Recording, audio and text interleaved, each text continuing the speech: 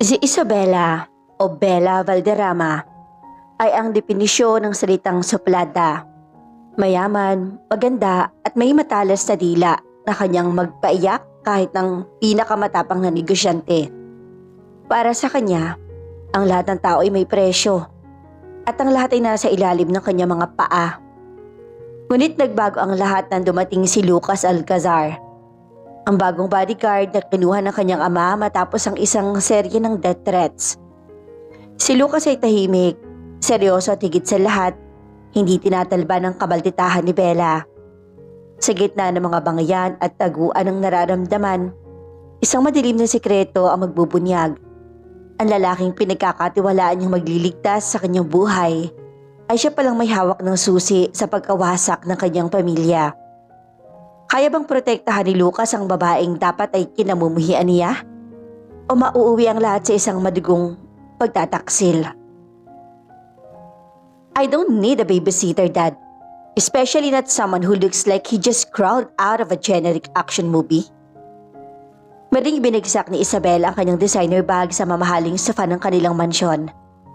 Ang kanyang mga mata na kasing talim ng mga balisong ay nakapako sa lalaki na katayo sa tabi ng kanyang ama. Ang lalaki matangkad, marahil ay nasa 6'1", may balat na kulay kape at mga matang tila nakakabasa ng kaluluwa. Suot nitong isang simpleng itim na polo shirt na hapit sa matipudong katawan. Ito na kung hindi kumikibo, walang emosyon ng mukha na lalong kinairita ni Bella. Bella, stop it! Seryosong saway ni Don Roberto. The threats are real. Someone tried to run your car off the road last week. Wala ngayon kahit sa banyo sasamahan ka ni Lucas. What? In the bathroom? Over my dead fashionable body? Sigaw ni Bella. Tumingin siya kay Lucas. Hoy, Mr. Whatever your name is, magkano bang binayad sa'yo ni Dad? Dodoblihin ko, umalis ka lang sa paningin ko. Doon lang gumalaw si Lucas sa tumakbang siya ng isa pa itaas. Sapat na para maamoy ni Bella ang bango nitong amoy kakahuyan at ulan. Lucas Alcazar, senyorita. Mahinang wika nito. Ang boses ay malalim at baritono. At hindi ako nabibili ng pera mo. Narito ako para siguraduhin humihinga ka pa bukas. Kung ayaw mo sa akin, pasensya na. Trabaho lang, walang personalan. How dare you? Akmang sasampalin ni Bella ang lalaki pero bago pa dumapo ang palad niya, nasalunan ni Lucas ang kanyang pulso. Hindi mahigpit pero hindi rin matitinag. Rule number 1, senyorita. Bulong ni Lucas habang nakatitig sa naglalagablab ng mga mata ni Bella. Huwag ka maglalabas ng kamay kung hindi mo kayang tapusin ang laban. At rule number 2, hindi ako basta-basta bodyguard. Ako ang magiging anino mo. Maras na binawin ni Bella ang kamay. Galit siya, oo. Pero sa likod ng galit na iyon, may kung anong kuryente siyang naramdaman nang hawakan siya ni Lucas. Isang bagay na hindi niya naranasan sa sino mang maliligaw niyang milyonaryo. Fine, pagtataray ni Bella. But don't expect me to be nice. I will make your life a living hell, Lucas. Sisiguraduhin kong ikaw mismo magre-resign sa loob ng 1 linggo. Isang tipid ng ngiti ang sumilay sa labi ni Lucas. Isang ngiting hindi umabot sa kanyang mga mata. Hihintayin ko yan, senyorita. Pagkalis si Bella patungo sa kanyang silid, naiwan si Lucas na nakatingin sa hagdan. Kinuha niya ang kanyang cellphone at nag-send ng isang text message sa isang hindi kilalang numero. I'm in.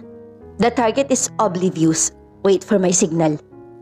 Ang supladang senyorita ay walang kamalay-malay na ang kanyang protektor ay may dalang panganib na higit pa sa anumang death threat na natanggap niya. Ang sikat ng araw sa Hacienda Valderrama tila nakikiramay sa nagbabagang galit ni Isabela. Nakatayo siya sa veranda, nakasuot ng isang mamahaling puting linen dress at oversized sunglasses. Habang pinapanood si Lucas sa tahimik na nililinis ang itim na SUV na gagamitin nila patungo sa isang charity gala sa Tagaytay. Lucas! Sigaw ni Bella. Sapat na para magtinginan ng mga hardinero. Tumigil si Lucas sa pagpupunas ng salamin ng sasakyan. Lumingon siya ng dahan-dahan at ang kanyang mga mata ay nanatiling kalmado sa ilalim ng suot na aviator shades. Yes, senyorita. I changed my mind. I don't want the SUV. Gusto ko yung vintage convertible sa dulo ng garahe. And make sure the leather seats are exactly 22 degrees. Ayaw kong pinapawisan ng likod ko. Utos si Bella na may kasamang mata rin na kumpas ang kamay. Ang vintage car ay walang maayos sa security features, senyorita. It's an open target. Mahinahong sagot ni Lucas. Are you questioning my taste? O sadyang tamad ka lang na i-check ang makina niyon? Lumapit si Bella sa kanya. Ang bango ng kanyang mamahaling pabango ay humahalimuyak sa hangin. Pilit na nangangambala sa konsentrasyon ng lalaki. If you can handle a simple car request, maybe you should just go back to whatever cave you crawled off. Hindi sumagot si Lucas. Sa halip, lumakad siya patungo sa garahe. Sa loob ng 30 minuto, ang vintage Mercedes-Benz ay nakaparada na sa tapat ng mansyon, kumikinang sa ilalim ng araw. Let's go? Maikling sabi ni Lucas habang pinagbubuksan siya ng pinto. Ang biyahe patungong Tagaytay ay puno ng nakabibinging katahimikan. Sinadya ni Bella na huwag buksan ng radyo. Gusto niyang makita kung kailan mawawala ng pasensya ang kanyang bodyguard. Sinubukan niya mag-utos na kung ano-ano habang nasa highway. Lucas, stop at the coffee shop. I want a triple shot espresso. Low-fat milk, exactly 2 cubes of brown sugar. If it's lukewarm, you're buying another one. Huminto si Lucas. Bumalik siya pagkalipas ng 5 minuto dala ang kape na eksaktong gusto ni Bella. Lucas, masyadong mabilis ang takbo mo. I feel nauseous. Binigala ni Lucas ang takbo. Lucas, ang bagal mo naman. We're going to be late. Binilisan ni Lucas ang takbo nang hindi nagbabago ang ekspresyon ng mukha. Sa huli, napasandal si Bella sa upuan. Inis na inis. Wala ka bang ibang emosyon? Are you a robot? Kahit murahin kita o ipahiya, wala kang reaksyon. You're so boring. Ang emosyon ay sagabal sa proteksyon, senyorita. Sagot ni Lucas habang ang mga matay nakatutok sa kalsada. Pero sa loob-loob niya, kanina pa siya nagpipigil. May kung anong vibe si Bella na tila sinusubok ang bawat hibla ng kanyang self-control. Hindi lang dahil sa kamalditahan nito, kundi dahil sa ganda nitong nakakaabala sa kanyang misyon. Nang makarating sila sa isang liblib na bahagi ng kalsada sa Cavite, biglang tumunog ang isang malakas na pagsabog. Ang likod ng gulong ng sasakyan ay tinamaan. Nawalan ng kontrol ang manibela. Maagap na kinabig ni Lucas ang sasakyan patungo sa gilid ng kalsada at iniwasan ng malalim na kanal. What happened? Lucas! Tili ni Bella at ang kanyang mukha ay namumutla na sa takot. Stay down, huwag kang lalabas. Utos si Lucas sa boses na puno ng otoridad. Isang boses na hindi kailanman narinig ni Bella.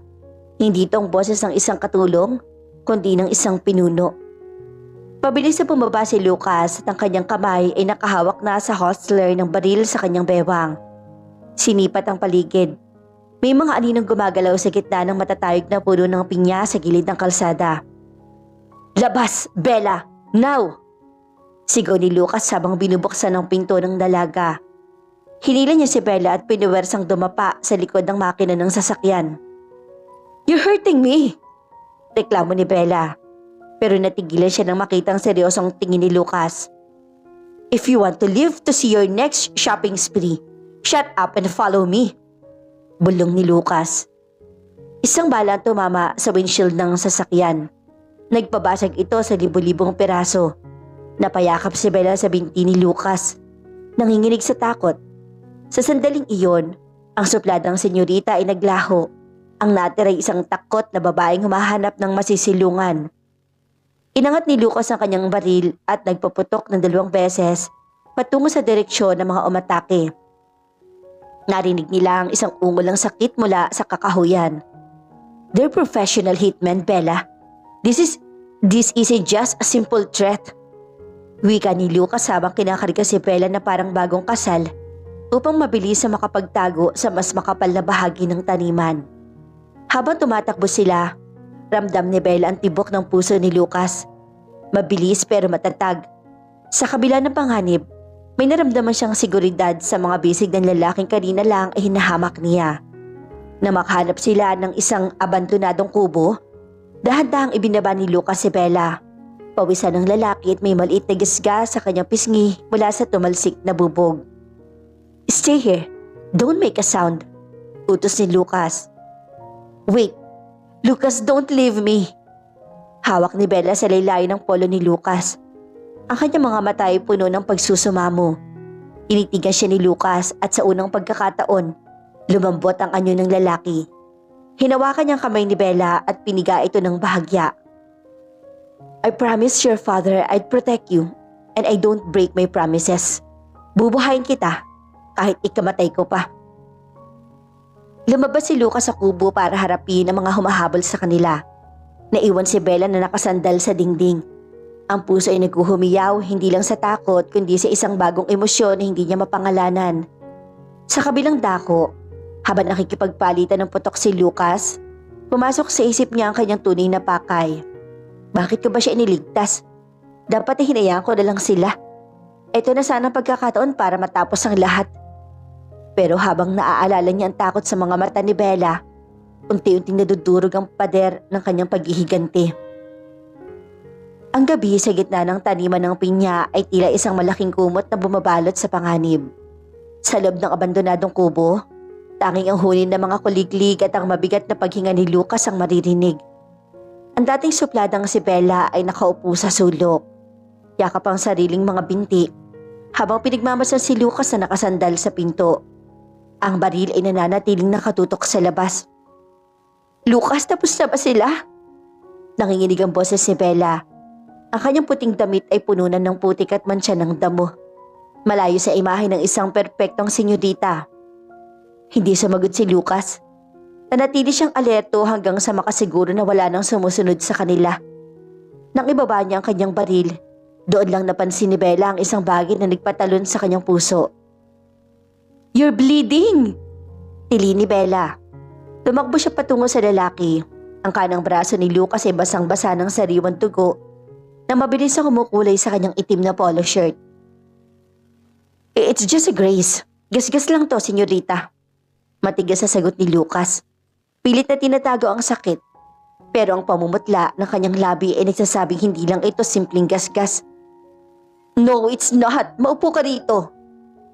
Sa unang pagkakataon, hindi utos ng isang amo ang narinig ni Lucas kundi pag-aalala ng isang babae.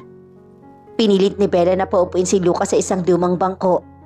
At gamit ng kanyang nanginginig na mga kamay, kinuha ni Bella ang kanyang mamahaling silk scarf mula sa kanyang bag.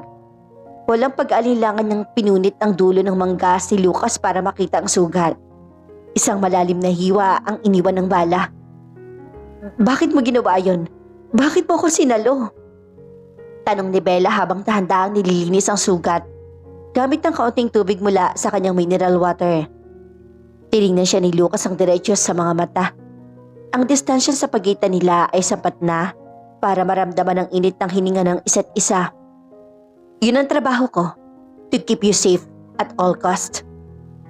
"Stop saying it's just a job," bulyaw ni Bella. Pero may luhang pumatak mula sa kanyang mga mata. "You could have died. At ako yung naging masama sa'yo kanina. Pinahirapan kita sa biyahe tapos ngayon." Bumuntong hininga si Lucas. "I've seen worse, Bella. Sa military, mas malala pa rito ang inaabot ko. Huwag mo kong iyakan. Hindi bagay sa isang Valderrama ang umiiyak para sa isang katulong." "Hindi ka katulong," gate ni Bella habang hinihigpitan ang pagkakatali ng scarf sa braso ni Lucas para maampat ang dugo. "You're my bodyguard. My protector." Nanahimik ang paligid. Ang tensyon sa pagitan nila ay hindi na tungkol sa panganib sa labas, kundi sa kuryenteng dumadaloy sa bawat haplos ni Bella sa balat ni Lucas. Sa sandaling iyon, nakita ni Bella ang isang luma at kupas na locket na nakasabit sa leeg ni Lucas na lumabas mula sa punit niyang damit. "Ano to?" tanong ni Bella at nakmang hahawakan ng locket. Mabilis sa iniwas si Lucas ang kanyang katawan. Ang kanyang mukha ay biglang naging malamig muli. "Personal property, don't touch it." Ang locket na iyon ay naglalaman ng larawan ng ama ni Lucas, ang lalaking sinira ng ama ni Bella. Sa loob ng kubong iyon, Habang ginagamot siya ng babaeng dapat ay biktima ng kanyang paghihiganti, nakaramdam si Lucas sa matinding pagtatalo sa sarili. Paano ko magagawang sakta ng babaeng to na may ganitong kabuting loob sa likod ng kanyang kamalditahan? Bakit parang ang dami mong tinatago, Lucas? Tanong ni Bella habang nakatitig sa lalaki. You're not just a bodyguard. May galit sa mga mata mo na hindi ko maintindihan. Lumapit si Lucas kay Bella. Sapat na para maramdaman ng dalagang pagbilis ang sariling tibok ng puso. Hinawakan ni Lucas ang baba ni Bella at inangat ang mukha nito. Minsan, ang mga taong akala mo yung nagliligtas sa'yo, sila rin na magdadala sa'yo ng impyerno. Bulong ni Lucas. Ang kanyang boses ay puno ng babala pero may halong pagnanasa. Kaya huwag kang masyado magtiwala sa akin, senyorita. Baka magsisi ka. I'm not afraid of you. Hamon ni Bella bagamat ang kanyang boses ay paos na. Hindi na nakapagpigil si Lucas. Ang tensyon ng buong araw, ang takot na mawala si Bella at ang nagbabagang damdamin ay sumabog. Hinila niya si Bella palapit at itinikit ang kanyang mga labi sa labi nito. Isang halik na nagsimula sa bagsik at galit, pero nauwi sa isang malalim at mapusok na pag-amin ng nararamdaman. Nang kumawala sila sa isa't isa, kapwa sila hiningal. Nanlaki ang mga mata ni Bella habang si Lucas ay napaiwas ang tingin. Tila nagising sa isang masamang paniginip. I'm sorry. That shouldn't have happened. Malamig na sabi ni Lucas. Tumayo siya at muling kinuha ang kanyang baril. Kailangan na nating umalis dito bago pa sila bumalik. Pero para kay Bella, wala nang babalikan. Ang kalyo sa kanyang puso ay tuluyan ng natibag. Ngunit ang hindi niya alam, ang halik na iyon ang simula ng isang mas masakit na katotohanan. Ligtas silang nakabalik sa mansyon ng mga Valderrama. Madaling araw na at ang bawat hakbang ni Bella sa marmol na sahig ay tila mabigat. Hindi dahil sa pagod kundi dahil sa halik na nagpabago sa kanyang mundo. Ngunit si Lucas, mula na makasakay sila sa rescue vehicle ng mga Valderrama, muli ito naging yelo. Hindi siya tinitingnan. Hindi kinakausap ng hinggit sa nararapat. Lucas, sandali! Tawag ni Bella ng akmang lalakad ang lalaki patungo sa quarters ito matapos silang ihatid sa pintuan. Tumigil si Lucas pero hindi lumingon. Magpahinga na kayo, senyorita. Ligtas na kayo rito. Ipapagamot ko na rin ang braso ko sa klinik ng mansyon. Tungkol sa nangyari sa kubo. Pabulong na sabi ni Bella, ang kanyang pisngi nag-iinit. Kalimutan niyo na yon. Putol ni Lucas, ang boses ay matigas at walang bahid ng emosyon. Adrenaline lang yon. Shock. Nagkamali ako ng kilos at it won't happen again. Parang sinaksak ang puso ni Bella. Ang emosyong akala niya totoo ay tinawag lang nitong pagkakamali. Bago pa siya makasagot, tuloy nang naglakad palayo si Lucas. Iniwan siya mag-isa sa malawak at malamig na pasilyo. Pagpasok ni Bella sa kanyang silid, tumambad sa kanyang isang maliit na itim na kahon sa ibabaw ng kanyang vanity table. Walang pangalan na nagpadala, tanging ang kanyang pangalan ang nakasulat sa itaas. Sino naglagay nito rito? Bulong niya. Binuksan niya ang kahon at bumulaga sa kanya ang mga lumang dokumento. Mga litrato ng isang pabrika na nasunog at isang dyaryo na may petsang 15 taon na nakalilipas. Ang headline, Alcaraz Shipping Lines, nagdeklara ng bankruptcy matapos ang malawakang fraud. Owner, nagpakamatay sa kulungan. Nanginginig ang mga kamay ni Bella. Binasa niyang maliit na teksto sa ilalim. Ang pangunahing testigo na nagdiin sa pamilya Alcaraz ay walang iba kundi ang kanyang ama, si Don Roberto Valderrama. No, it can't be. Hiningal si Bella at may isang nakasingit na litrato sa gitna ng mga papel. Isang batang lalaki na may seryosong mga mata, katabi ang isang lalaking kamukhang kamukha ni Lucas. Sambit ni Bella. Ang batang nasa litrato ay si Lucas. Biglang bumukas ang pinto ng kanyang silid. Hindi kumatok. Si Don Roberto ang pumasok at ang mukha ay bakas ang labis sa pag-alala na hinaluan ng kakaibang kaba nang makita ang hawak ng anak. Bella, bakit kising ka pa? At anong hawak mo? Mabilis na lumapit ang Don at hinablot ang mga papel. Na makita ang laman, nagbago ang anyon ng kanyang ama. Ang maamong mukha nito ay napalitan ng otoridad at takot. Saan mo nakuha to? Pasigaw na tanong ni Don Roberto. Dad, totoo ba to? Did you really frame the Alcaraz family para makuha ang mga shipping routes nila? Kaya ba tayo ganito kayaman ngayon? Hindi makapaniwalang tanong ni Bella. Huwag kang makialam sa negosyo, Isabela. Itinatago ko ang mga to para protektahan ka. Protect me? O protektahan ang pangalan mo, Dad? Yung bodyguard ko, si Lucas. Siya bang anak ng lalaki na sa balita? Is he here to kill us?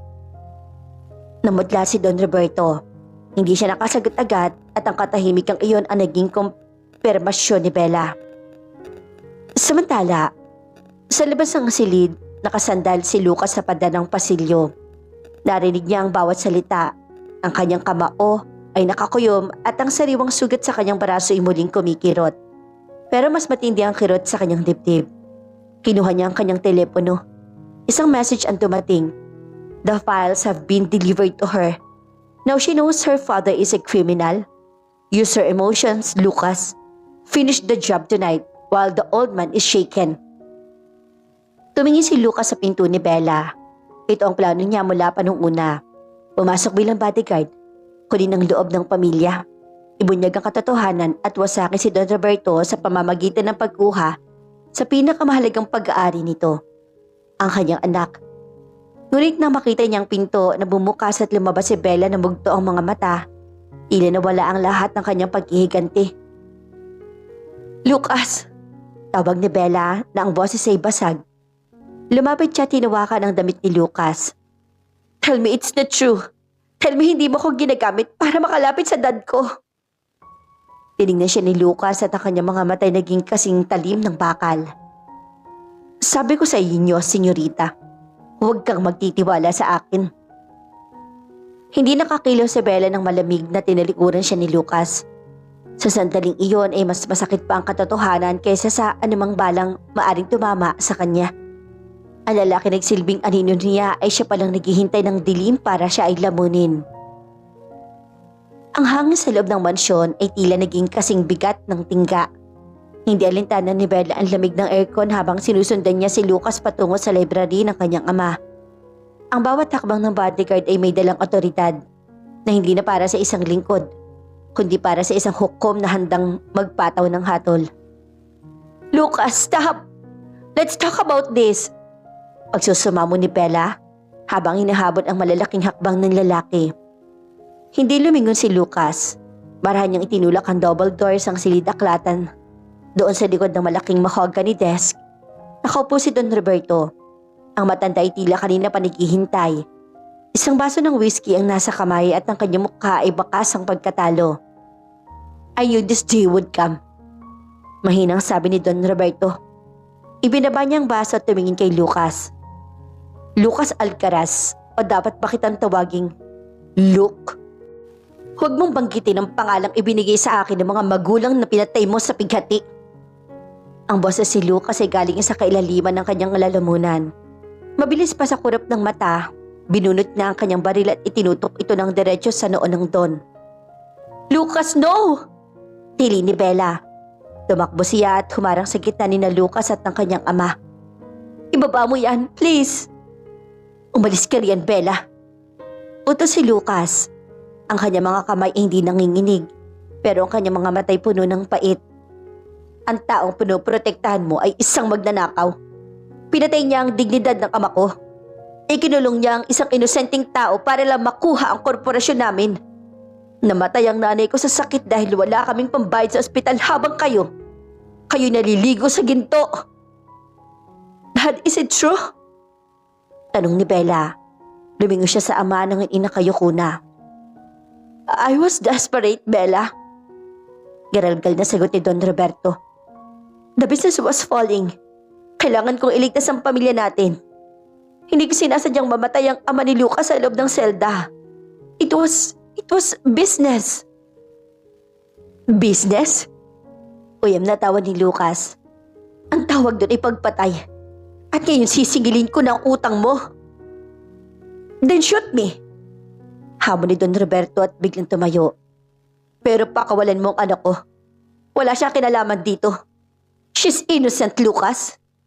If you ever felt anything for her in those weeks, let her go. Napatingin si Lucas kay Bella. Ang dalaga ay hindi umalis sa kanyang harap. Ang mga luha ni Bella ay bumabagtas sa maputla nitong pisngi, pero ang kanyang paningin ay nanatiling nakapako kay Lucas. Sige, Lucas. Hamon ni Bella, na ang boses ay matatag sa kabila ng pag-iyak. Kung ang pumatay sa ama ko ang makakapagpatahimik sa kaluluwa mo, gawin mo. Pero isama mo na rin ako dahil ang dugong tumadaloy sa akin ay galing sa taong kinamumuhian mo. Kung kasalanan niya ang lahat, kasalanan ko na rin. Napatitig si Lucas sa babaeng mahal niya. Ang kanyang daliri nakakapit sa gatilyo. Ramdam niya ang pagnanais at tapusin na ang 15 taon ng pagdurusa. Ngunit habang tinititigan niya si Bella, naalala niya ang haplos ito sa kanyang sugat sa kubo. Naalala niya ang tamis ng halik nito na tila nagbibigay ng liwanag sa madilim niyang mundo. Damn it! Sigaw ni Lucas. Buong lakas niyang ibinalibag ang baril sa pader. Ang tunog ng pagkabasag ng display case ay umalingaw-ngaw sa buong silid. Napaupo si Bella sa sahig. Humihikbi sa sobrang relief. Lumapit si Lucas sa kanya, lumuhod at hinawakan ng kanyang mga balikat. Hindi ko kayang gawin, bulong ni Lucas. Hindi dahil pinatawad ko ang ama mo, kundi dahil sa bawat oras sa kasama kita. Mas nangingibabo ang pagmamahal ko sa iyo kaysa sa galit ko sa kanya. At yun ang pinakamatinding parusa para sa akin. Bago pa makasagot si Bella, biglang bumukas ang pinto at pumasok ang isang grupo ng mga armadong lalaki. Hindi ito ang security ng mansyon. Sila ang mga lalaking umatake sa kanila sa Tagaytay. Ang drama nyo naman! Isang baritono at malamig na boses ang narinig nila mula sa pintuan. Isang lalaki na kasuot ng mamahaling suit. Si Marco, ang pinsan ni Bella at ang taong pinagkatiwalaan ni Don Roberto sa kumpanya. Marco? What is the meaning of this? Gulat na tanong ni Don Roberto. The meaning? Uncle, is that Lucas was too slow? Ngumiti si Marco habang hawak ang isang submachine gun. Lucas was supposed to kill you, and I would inherit everything as the grieving nephew. Pero dahil naging malambot ang assassin na kinuha ko, ako na mismo ang tatapos sa inyong lahat. Lucas, you failed your mission. Nanlaki ang mga mata ni Bella. Teka, ikaw ang kumuha kay Lucas? Tumingin si Lucas kay Bella at punong-puno ng pagsisisi. Yes, siya ang nagbigay sa akin ng paraan para makalapit sa inyo. Pero hindi ko alam na itong plano niya, ang ubusin kayo. Now, pagkasa ni Marco sa baril. Goodbye, Valderrama family. At pati na rin sa'yo, Lucas.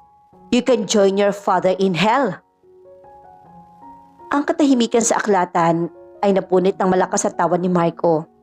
Isang tawang puno ng pangungutya at kasakiman. Hawak niya ang gatilyo ng submachine gun habang ang 4 niyang tauhan ay nakabalibot. Ang mga dulo ng kanilang baril ay nakatutok sa dibdib ni na Lucas, Bella at Don Roberto.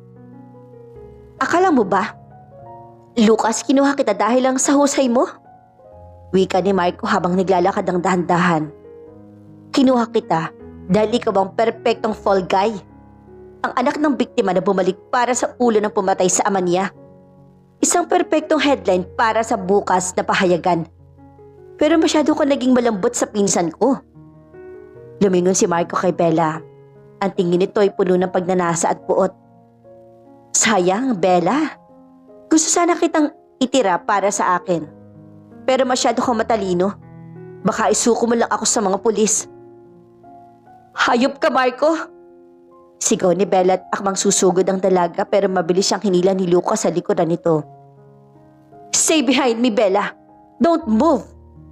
Mahinang utos si Lucas at ang kanyang mga mata ay tila naging agila. Mabilis sa kinalkula ang distansya ng bawat kalaban at ang posibleng pagkakataon para lumaban. Now, say your prayers. Pagkasa ni Marco sa baril. Ngunit bago pa man makapindot si Marco ay mabilis sa sinipa ni Lucas ang mabigat na mahogany desk patungo sa direksyon ni na Marco. Ang bigat ng mesa ay naging panandali ang kalasag. Bumao na mga bala sa kahoy na mesa. Sa isang kisap mata, hinablot ni Lucas ang kanyang baril na kanina lang ay itinapon niya sa pader. Nagpagulong-gulong siya sa sahig habang nagpapaputok. Dalawa sa mga tauhan ni Marco ang agad na bumagsak. Tinamaan sa balikat at hita. "Bella! Dad! Sa ilalim ng mesa, bilis!" Sigaw ni Lucas. Nanginginig na hinila ni Bella ang kanyang ama sa ilalim ng matibay na kahoy. Rinig na rinig niya ang bawat putok. Ang bawat pagbasag ng mga antigong florera at libro. Ang amoy ng pulbura ay humahalo sa amoy ng takot.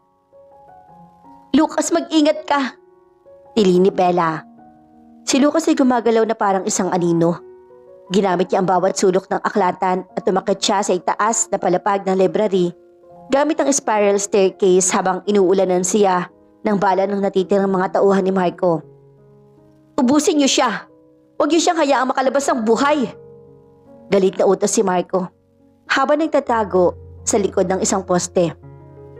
Mula sa itaas ay naghagi si Lucas ang isang mabigat na estatwa ng bronze para lituhin ang mga kalaban. Nang lumingon ng isa sa mga tauhan, tumalon si Lucas mula sa balcony at damba ang lalaki. Isang mabilis na siko sa panga at sipa sa sikmura ang nagpabagsak dito. Ngunit sa gitna ng gulo, nakita ni Marco ang isang pagkakataon. Nakita niyang nakalabas ng bahagya ang ulo ni Don Roberto mula sa pinagtataguan nito. "If I can have the company, no one will!" Sigaw ni Marco. Tinutok niya ang kanyang baril kay Don Roberto. "No!" Sigaw ni Bella at tumayo ang dalaga para harangan ng kanyang ama. "Bella, huwag!" Sigaw ni Lucas. Isang putok ang umalingaw-ngaw, pero hindi si Bella ang tinamaan. Si Lucas ay mabilis at tumalon sa harap ng dalaga. Sinalo ang balang nakalaan para sa kanya. Ang bala ay tumama sa kanyang kaliwang balikat malapit sa kanyang puso. Napaluhod si Lucas. Ang dugo ay mabilis na kumalat sa kanyang damit. "Lucas!" Sigaw ni Bella at ang kanyang mundo ay tila huminto. "Tapos ka na, Lucas?" Tawa ni Marco at takmang tatapusin ang bodyguard. Pero sa hindi inaasang pagkakataon, si Don Roberto ay bumunot ng isang maliit na revolver mula sa loob ng kanyang drawer. Isang lihim na baril na lagi nakatabi roon. Tinamaan si Marco sa braso, dahilan para mabitawan nito ang kanyang submachine gun. Kasunod nito, ang pagtunog ng mga sirena ng pulis sa labas ng mansyon. "Pulis! Itaas sa mga kamay!" Sigaw ng mga otoridad na pumasok sa silid. Si Lucas pala ang lihim na tumawag sa kanila gamit ang isang emergency signal bago pa man siya pumasok sa library. Agad na pinalibutan ng mga pulis si Marco at ang kanyang mga tauhan. Pero si Bella ay walang pakialam sa paligid. Mabilis siyang lumapit kay Lucas at sinalo ang naghihinang katawan nito. "Lucas, please, look at me. Stay with me." Pag-iyak ni Bella. Inilagay niya ang ulo ni Lucas sa kanyang kandungan. Ang kanyang mga kamay ay puno na ng dugo ng lalaki. "Senyorita," pabulong na sabi ni Lucas. Ang kanyang boses ay paos at isang mapait ng ngiti ang sumilay sa kanyang labi. "Sabi ko sa'yo, it's just a job." "Hindi, you're a liar. It's just a job," hagulhol ni Bella. "Mahal kita, Lucas, at wag mo kong iwan." Hinawakan ni Lucas ang pisngi ni Bella. Ang kanyang mga daliri ay nag-iiwan ng bakas ng dugo sa maputing balat ng dalaga. "Sa wakas, quits na tayo. Nailigtas kita. Kahit na dapat galit ako sa inyo." Unti-unting pumikit ang mga mata ni Lucas. "Lucas, no! Lucas!" Ang sigaw ni Bella ay umalingaw-ngaw sa buong mansyon. Puno-puno ng bigati at pagsisisi. Ang tunog ng sirena ng ambulansya ay tila isang malungkot na awit na bumabasag sa katahimikan ng gabi. Sa loob ng sasakyan, maigpit na hawak ni Bella ang malamig na kamay ni Lucas. Ang puting gown ng dalaga ay wala na sa dating anyo. Punong-puno ito ng dugo, dugong ibinuwis ni Lucas para sa kanya. "Bilisan niyo! He's losing too much blood!" Sigaw ni Bella sa mga paramedic. Ang kanyang mga matay mugtong-mugto na at ang bawat patak ng kanyang luha ay mahalo sa dugong nasa kanyang palad. "Senyorita, we're doing our best. Stable ang kanyang vitals pero critical ang tama sa balikat." Sagot ng isang medic habang mabilis na nagkakabit ng oxygen mask kay Lucas. Pinigmasan ni Bella ang mukha ng lalaki. Sa ilalim ng malakas na puting ilaw ng ambulansya, mas lalo naging maputla si Lucas. Ang matitigas na linya ng kanyang panga ay tila lumambot. At sa unang pagkakataon, hindi na siya ang anino o ang bodyguard. Siya na lang si Lucas, ang lalaki nagturo kay Bella kung paano magmahal sa gitna ng puot. Pagdating sa St. Jude Medical Center, mabilis ay isinugod si Lucas sa operating room. Naiwan si Bella sa labas, nakatitig sa pulang ilaw na may nakasulat na "In Operation." Napaupo siya sa sahig at hindi alintana ang mga taong tumitingin sa kanyang maduming itsura. Ilang sandali pa, dumating si Don Roberto. Paika-ika ito at may benda sa braso dahil sa galos mula sa gulo sa library. Lumapit ang matanda sa kanyang anak at tinangkang hawakan ang balikat nito. "Bella." "Don't." Malamig na sabi ni Bella. Hindi niya tinignan ng ama. "Dahil sa'yo nag-aagaw buhay ang taong nagligtas sa atin. Dahil sa kasikaman mo, 15 taon na ang nakalilipas. Heto tayo ngayon." Bumuntong hininga si Don Roberto at dahan-dahan na upo sa tabi ni Bella. Ang matikas sa Don ay tila tumanda ng 10 taon sa loob lamang ng isang gabi.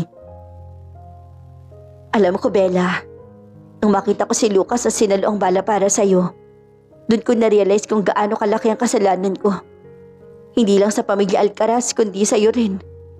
Pinalaki kita sa yaman na galing sa nakaw o nadangal."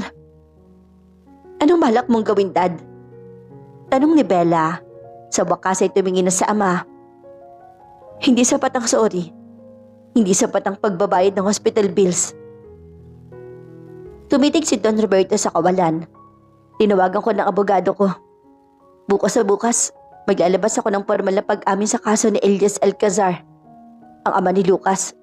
Ibabalik ko ang lahat ng shipping routes at assets na kinuha ko sa kanila. At pagkatapos, isusuko ko ang sarili ko sa batas." Napaawang ang labi ni Bella. Alam niyang kapag ginawa ito ng kanyang ama, mawawala ang lahat sa kanila. Ang mansyon, ang pangalan, ang karangyaan. "Are you sure, Dad?" "I want to sleep at night, Bella. At higit sa lahat, gusto ko maging karapat-dapat sa anak kong handang mamatay para sa hustisya," sabi ni Don Roberto na may panginginig sa boses. Lumipas ang 4 na oras. Ang bawat minuto ay tila 1 taon para kay Bella.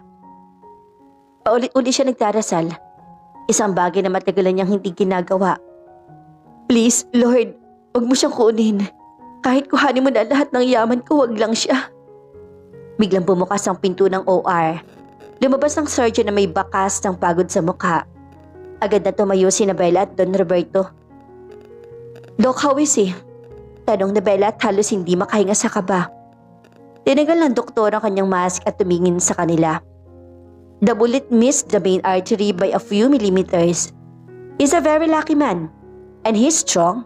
Stable na siya pero kailangan na ng masusing obserbasyon sa ICU para masiguradong walang infeksyon." Napahagulhol si Bella sa tuwa. Napayakap siya sa kanyang ama.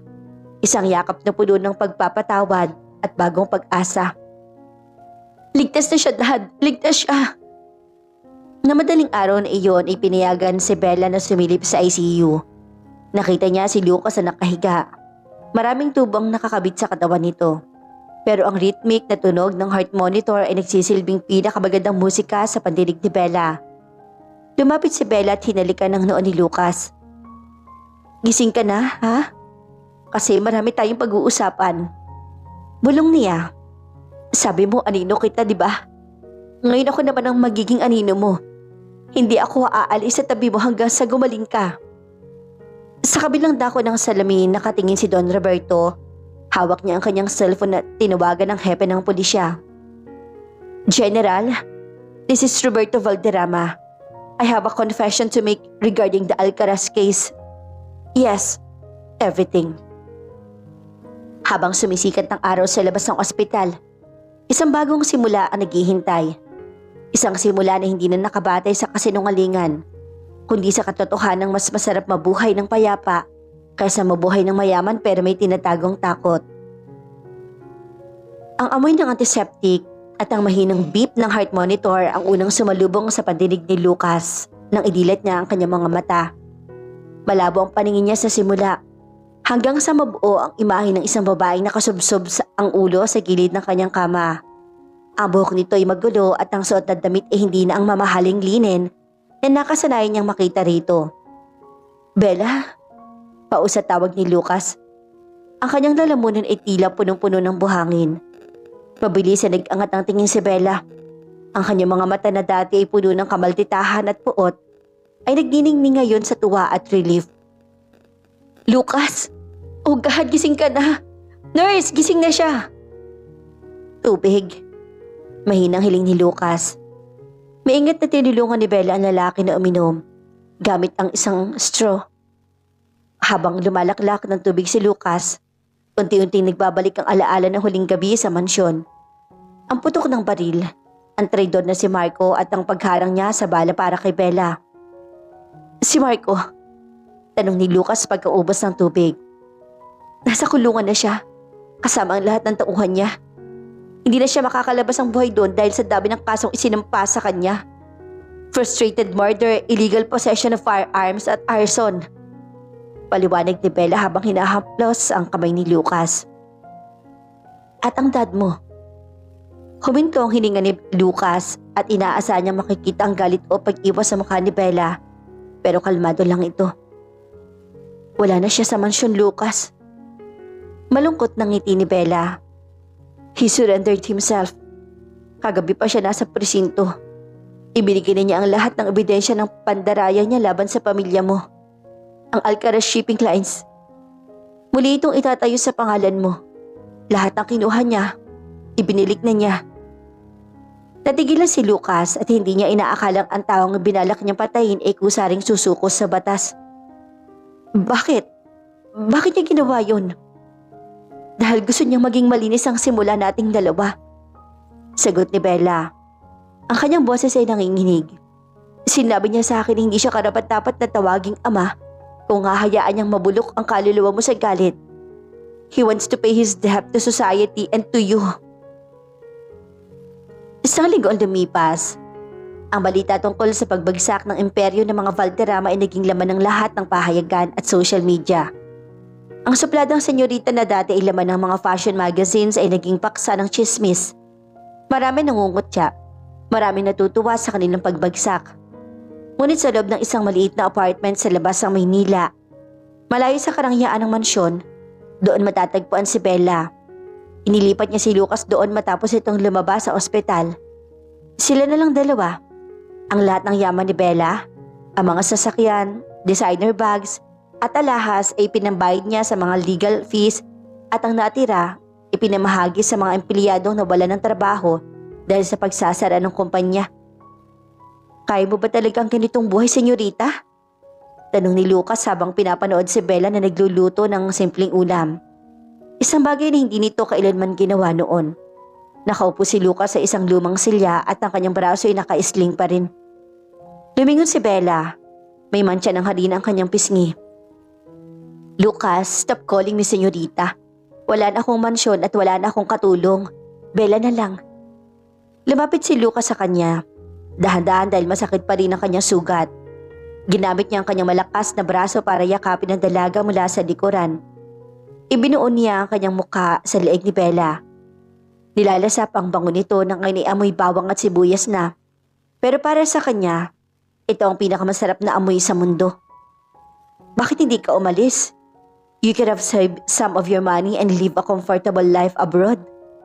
Bakit pinili mong manatili sa isang lalaking tulad ko na walang maibibigay sa iyo kundi panganib at isang wasak na pangalan? Bulong ni Lucas. Humarap si Bella sa kanya at hinawakan ang kanyang mukha. Dahil nung oras na sinalo mo ang bala para sa akin, narealize ko na ang tunay na kayamanan ay hindi nasa bangko. It's in the heart of the man who's willing to die for me. I'd rather be poor with you, Lucas, than be a queen in a palace of lies. Nagtagpo ang kanilang mga labi, isang halik na hindi dala ng adrenaline o takot, kundi ng isang pangakong walang hanggan. Ngunit sa gitna ng kanilang katahimikan, isang katok sa pinto ang bumasag sa sandali. Isang lalaki na kasut ang nakatayo sa labas. Mr. Alcaraz, I am the executor of your father's hidden trust fund. Hindi alam ng lahat pero may itinagong insurance ang tatay mo bago siya makulong. At ikaw ang nag-iisang beneficiary. Nanlaki ang mga mata ni na Lucas at Bella. Ang tadhana ay may huling baraha pa palang ilalabas. Ang dating abandonadong gusali ng Alcaraz shipping line sa port area ay muling nabuhay. Ang tunog ng mga welding machine at ang sigaw ng mga trabahador ay nagsilbing musika sa pandinig ni Lucas. Sa loob ng 6 na buwan, gamit ang trust fund ng kanyang ama at ang kanyang determinasyon, muli niyang itinayo ang dangalang kanilang pangalan. Sa loob ng kanyang opisina, nakatayo si Lucas sa harap ng malaking salamin. Suot ang isang navy blue suit. Wala na ang hostler ng baril sa kanyang bewang. Napalitan na ito ng isang mamahaling relos, pero ang kanyang mga mata ay nanatiling alerto. Isang katangi ang hindi kailanman mawawala sa isang dating sundalo. Sir, ang mga bagong kontrata mula sa Singapore ay pirmado na. Wika ng kanyang sekretary. Salamat, iwan mo muna kami. Tugon ni Lucas habang nakatingin sa babaeng kapapasok lang sa silid. Si Bella. Pero hindi na ito ang sapladang senyorita na nakasuot ng 6-inch heels at naghahanap ng atensyon. Nakasuot siya ng isang simpleng corporate attire. Bit-bit ang mga folders, siya na ngayon ang operations manager ng kumpanya. Nag-aral siya ng mabuti para matulungan si Lucas na patakbuhin ang negosyo mula sa ilalim. You look tired, Mr. CEO. Biro ni Bella habang inilalapag ang kape sa mesa nito. Lumapit siya at dahan-dahang hinilot ang balikat ni Lucas. Ang balikat na may peklat pa rin mula sa tama ng bala. Medyo lang, pero sulit ang lahat. Bella, nakikita mo ba yung barkong iyon sa labas? Pinangalan ko yan sa nanay ko. Yung isa naman susunod na natin, ipapangalan ko sa'yo. Sabi ni Lucas sabay hila sa dalaga para paupuin sa kanyang kandungan. Isang karga-kargahan ng krudo ang ipapangalan mo sa akin? Napaka-romantic mo talaga. Tumatawang sagot ni Bella. Pero ang saya ng kanyang mga mata ay biglang naglaho. Lucas, bumisita ako kay Dad sa kulungan kanina. Natigilan si Lucas. Kamusta siya? He's getting old, Lucas. Pero sabi niya mas payapa raw ang tulog niya sa loob ng selda kaysa nung nasa mansyon siya. Humihingi siya ng tawad sa'yo ulit. Bumutong hininga si Lucas. Ang galit na dati lumalamon sa kanya ay tila abo na lamang ngayon. Sabihin mo sa kanya, hindi ko pa siya kayang yakapin bilang biyanan. Pero hindi ko na siya gustong mamatay. Sapat na yun sa ngayon. Ngunit ang katahimikan ng kanilang tagumpay ay biglang nabulabog. Isang malakas na pagsabog ang yumanig sa buong gusali. Mabilis na niyuko ni Lucas si Bella sa ilalim ng kanyang mesa. Ang mga salamin ng bintana ay nagkadurog-durog. Ang usok ay pumasok sa loob ng opisina. Ano nangyari? Tili ni Bella. Stay down, sigaw ni Lucas. Ang kanyang mga instinct ay agad na nag-reboot. Kinuha niya ang isang baril na nakatago sa ilalim ng kanyang mesa.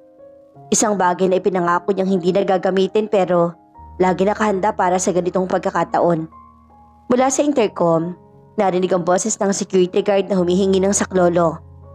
Sir, may mga armadong lalaki sa lobby. Hinahanap kayo. Mga tauhan daw sila ng sindikatong kinabibilangan ni Marco. Lumabas ang bagsik sa mukha ni Lucas. Ang mga galabay ni Marco, hindi sila titigil hanggat hindi nila nakukuha ang perang nawala sa kanila nang makulong si Marco. Lucas, huwag! Tumawag tayo ng pulis. Hawak ni Bella ang braso ng lalaki. Walang oras, Bella. Papasok sila rito sa loob ng 5 minuto at kailangan kitang ilabas dito. Seryosong sabi ni Lucas. Hinilan niya si Bella patungo sa isang sekretong fire exit sa likod ng kanyang opisina. Habang bumababa sila sa hagdan, narinig nila ang mga yapak ng mabibigat na bota at ang pagkasa ng mga baril. 10, 15, marami sila.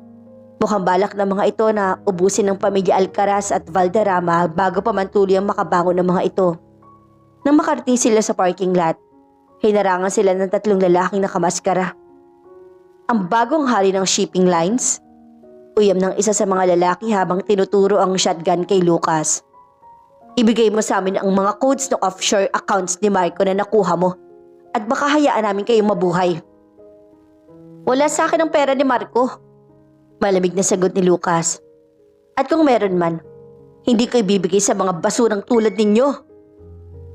Then die with your princess. Akmang magpapatutok na ang lalaki ng mabilis na hinagi si Lucas sa kanyang mabigat na briefcase sa mukha nito.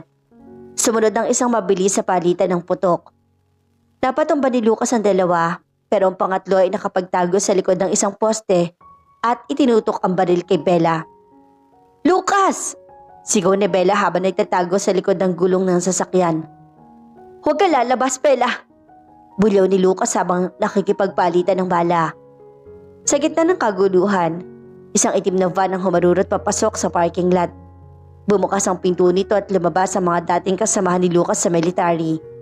Ang mga taong tinubagan niya kanina nang maramdaman niyang may nagmamanman sa kanila. "Major Lucas, we got your back!" Sigaw ng isang sundalo habang pinapaulanan ng bala ang mga attackers. Sa loob ng ilang minuto, ang parking lot ay naging war zone. Pero sa huli, nasupil ang mga kalaban. Napaluhod si Lucas sa pagod. Ang kanyang puso ay kumakaba hindi para sa sarili kundi para kay Bella.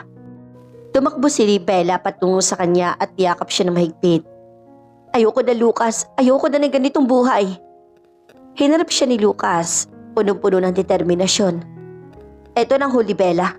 Pangako, tatapusin ko na ang lahat ng koneksyon ni Marco sa labas. Pagkatapos ito wala ng baril at wala ng takot. Tayo na lang dalawa." Sa kislap ng mga ilaw ng pulis ang paparating, isang desisyon ang nabuo sa isip ni Lucas. Kailangan niyang pakasalan ng babaeng ito at ilayo sa lahat ng panganib, kahit na iwanan pa niya ang lahat ng yaman na pinaghirapan niya. Isang taon ang mabilis na lumipas matapos ang madugong engkwentro sa port area. Ang ingay ng mga putok ng baril ay napalitan na ng banayad na hampas ng mga alon sa pampang ng isang pribadong resort sa Batangas. Ang langit ay kulay kahel at lila, isang perpektong dapit hapon para sa isang bagong simula. Ang loob ng isang silid, nakatitig si Bella sa kanyang sarili sa harap ng salamin. Wala siyang suot na mamahaling tiara o mga alahas na nakakahalaga ng milyon. Ang suot niya isang simpleng white lace off-shoulder dress na hapit sa kanyang katawan. At ang tanging palamuti niya ay ang kanyang ngiting hindi mabibili ng kahit na anong yaman. "Senyorita? Ay, Ma'am Bella pala. Handa na po ang lahat sa labas," wika ng kanyang assistant. Huminga ng malalim si Bella. "Bella na lang, salamat." Sa labas, sa gitna ng mga puting bulaklak at sa ilalim ng isang arko na gawa sa driftwood, naghihintay si Lucas. Suot nito ang isang puting linen shirt at khaki pants. Wala na ang bakas ng pagiging bodyguard. Siya na ngayon ang larawan ng isang lalaking nakahanap na ang kanyang tahanan. Sa kanyang tabi, bilang best man ay ang kanyang dating opisyal sa military na naging tapat niyang kaibigan. At sa hindi inaasahang upuan sa harap, naroon si Don Roberto. Nakasuot ito ng barong kahit na may kasamang dalawang bantay ng pulis dahil pinayagan lamang itong lumabas sa kulungan sa loob ng ilang oras para sa espesyal na okasyong ito. Ang kanyang mga mata ay puno ng luha habang pinapanood ang kanyang kaisa-isang anak na naglalakad sa aisle na buhangin. Nang makarating si Bella sa harap ni Lucas, dahan-dahang kinuha ng lalaki ang kamay ng dalaga. Ang init ng palad nito ang nagsilbing angkla ni Bella sa lahat ng bagyong pinagdadaanan nila. "Lucas Alcaraz, simula ng pari, handa ka ba tanggapin si Isabela Valderrama bilang iyong asawa? Sa hirap at ginhawa, sa panganib man o kapayapaan?" Tumingin si Lucas ang diretsyo sa mga mata ni Bella. Ang kanyang boses ay hindi nanginginig at puno ng paninindigan. "Noong una kitang makita, ang akala ko'y ikaw ang misyon ko. Isang trabahong kailangan tapusin. Pero naging buhay kita. Pinoprotektahan kita noon dahil kailangan. Pero ngayon, mamahalin kita dahil gusto ko. I promise to be your shield, your shadow, and your home for the rest of my life. I do." Hindi na napigilan ni Bella ang pagpatak ng kanyang mga luha. "Lucas, I was a girl who had everything but felt nothing. You stripped me of my pride, my wealth, and my attitude, only to give me something much better. A soul. You didn't just save my life, you gave me a reason to live it. I do."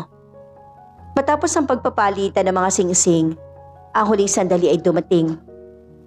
"I now pronounce you husband and wife, and you may kiss the bride."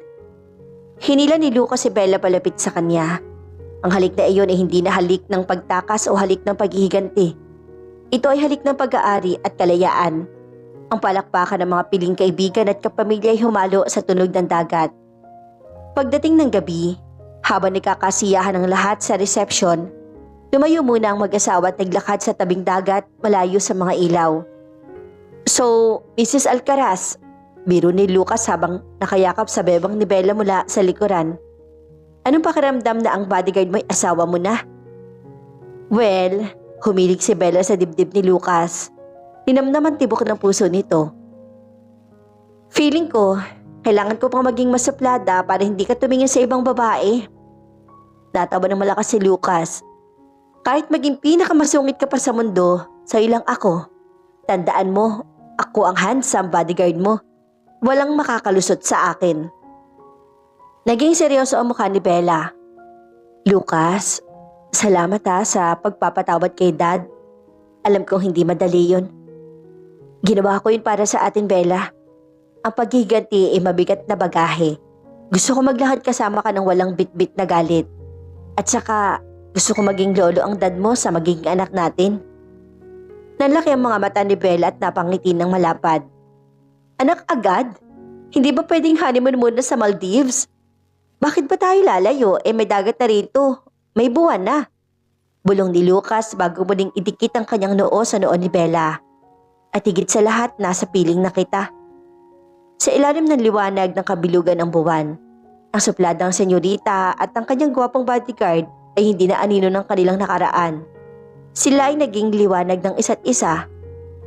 Isang kwentong nagsimula sa puot, dumaan sa apoy, at nagtapos sa isang pag-ibig na kailanman ay hindi matitibag ng bala o panahon. Wakas.